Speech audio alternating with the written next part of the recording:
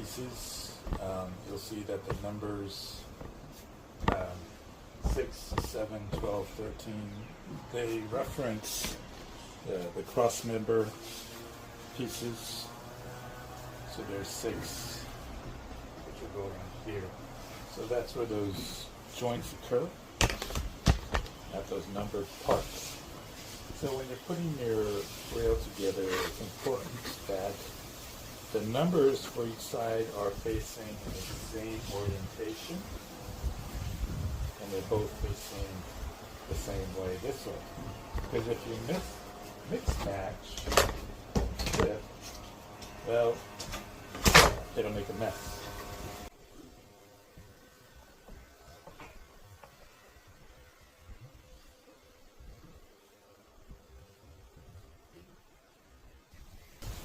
But for now, we're just sandwiching these joints together.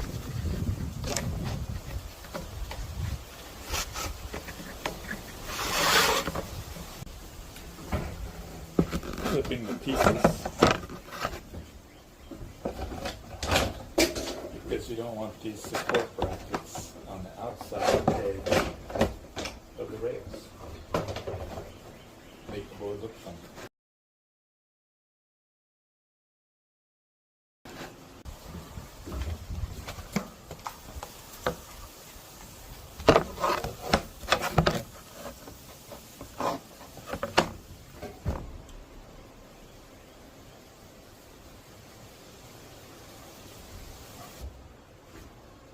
Scrap wood. I just smear it. So it gets in good.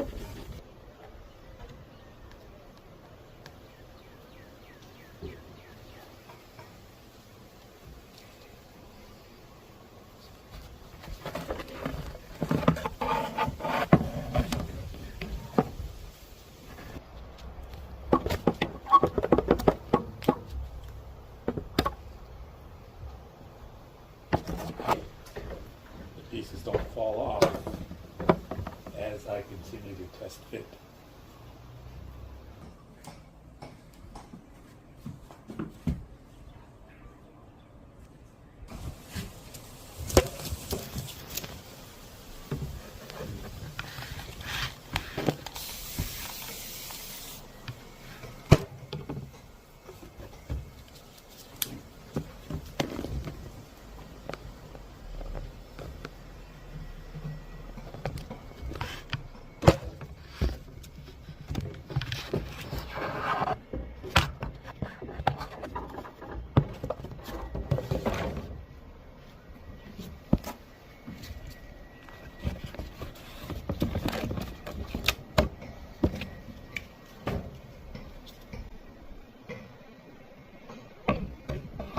Well, what you'll see here is after I went through and tacked these down, I was using the square, and I came back and I was checking to see if the square held. And what it turned out was I moved along before the glue really set. So I had to come back and double check these, and about half of them stayed square and about half of them moved. So what I did was I came back with a heat gun and I heated the glue, and then I squared things off and moved these into position, not necessarily in that order, sort of like moving it as I'm squaring it off, and seems to be holding pretty well. They sell on Amazon these corner clamps to hold things as square. I was going to buy them for $11 or $12. It would be a pack of 4, I think. In retrospect, I think I should have.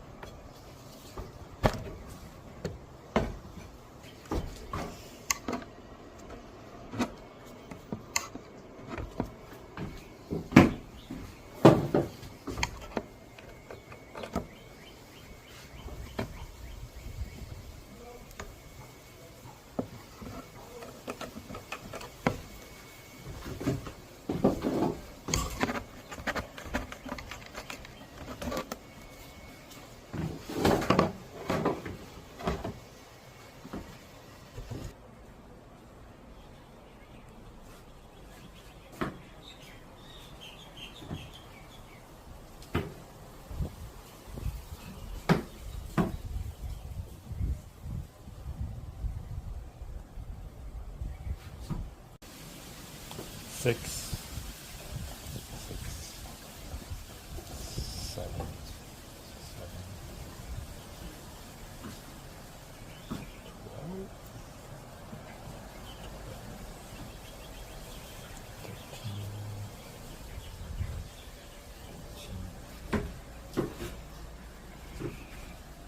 So this curves this way. So when I turn it this way, the curve is going to be downward. And if you see the way the board is oriented, this is the bottom of the board, so it's orienting downwards that way and downwards that way.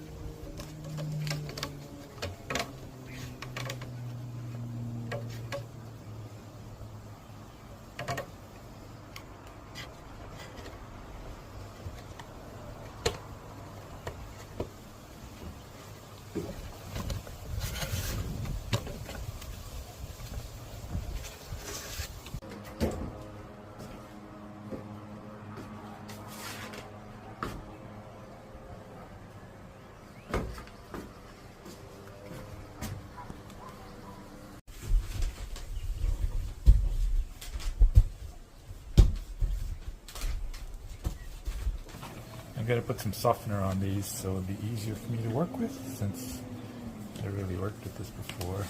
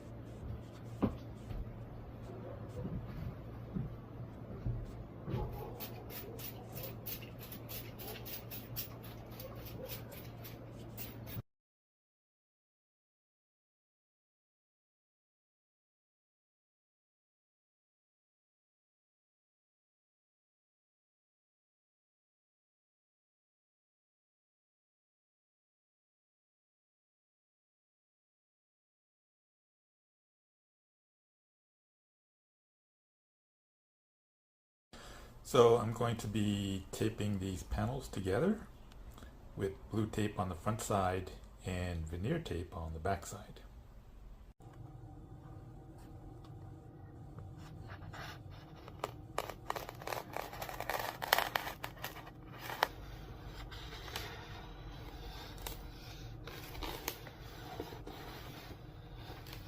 So basically I have to push down on the seam and then put a piece of tape across. So I'm holding the seam close and tight. I'm holding the tape tight and I'm pulling as I'm pushing down. Broke the tape there. So that's maybe too much pressure. That's the idea.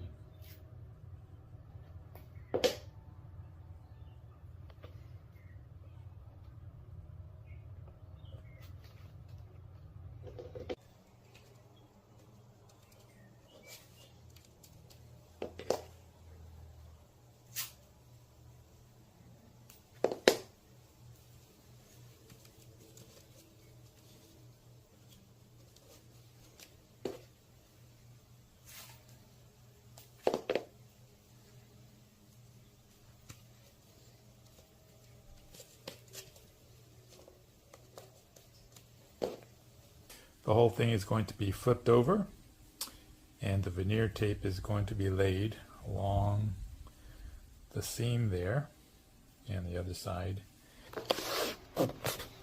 Maybe since the blue tape is doing all the work and it's going to shrink anyway, I'm not going to pull so tightly on this.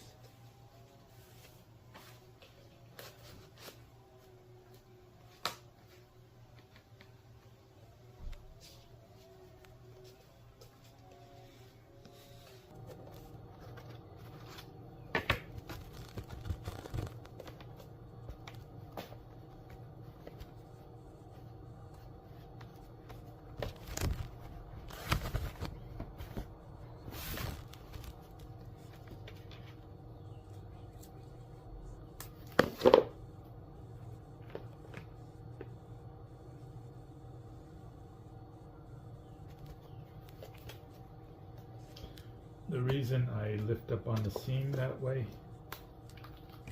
is because sometimes the edge moves off the center line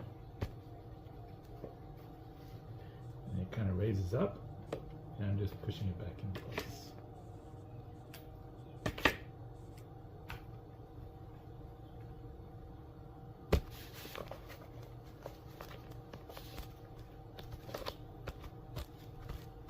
I put the veneer tape on the back side is because this is going to get a layer of fiberglass and it's going to be sandwiched onto the frame of the board, so I won't need to sand any of that off.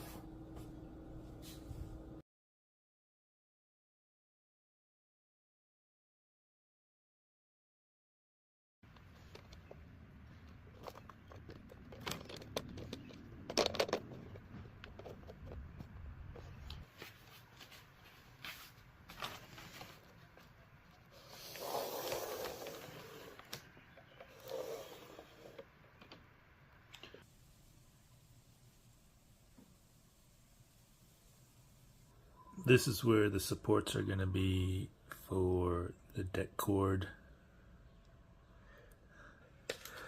Leash plug. This styrofoam is going to go all the way and butt up against the styrofoam for the fin box. So I have a lot of support this way. The new wing location is going to be here. And this is where the front wing is going to be. Again, there's no fin there because that's just a pivot point to help with turn-ins. We have location for the GoPro and the airbox.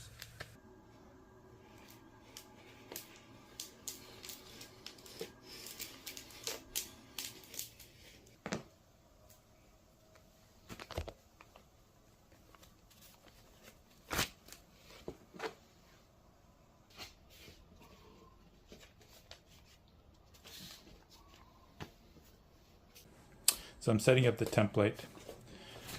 I'm lining up the center cut here with the stringer, and it's coming straight down and coming off the bottom end here to make sure that that's lined up.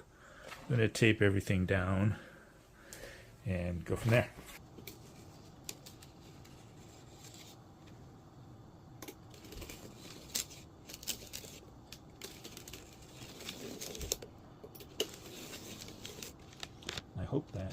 clears. So I'm going to look and see. I don't know.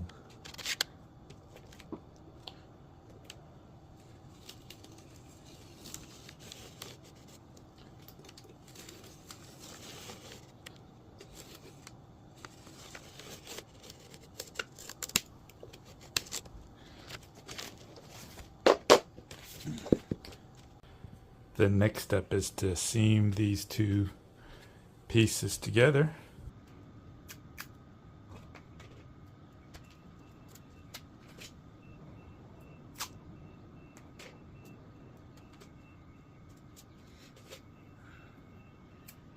We're going to come back and cut this line here and cut this line here, running on the outside of the tape. This is exactly full length of that ruler. So this is the end result of the cut.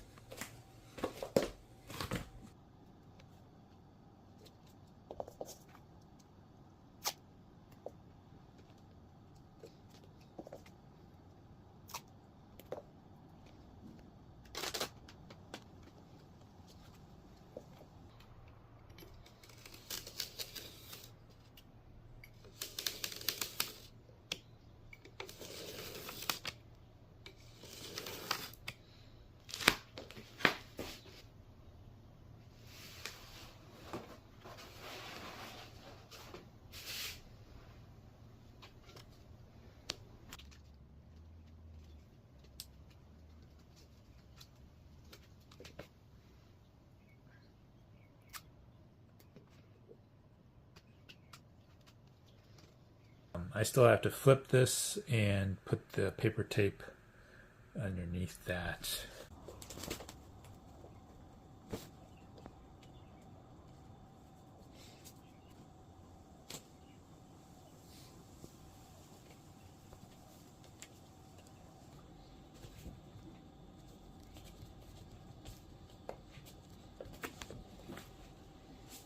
Once this is trimmed down to shape, this piece is going to be 10 by 27, so we'll probably have enough material on either side to move those pieces up to the nose. And the next step would be to seam this piece here.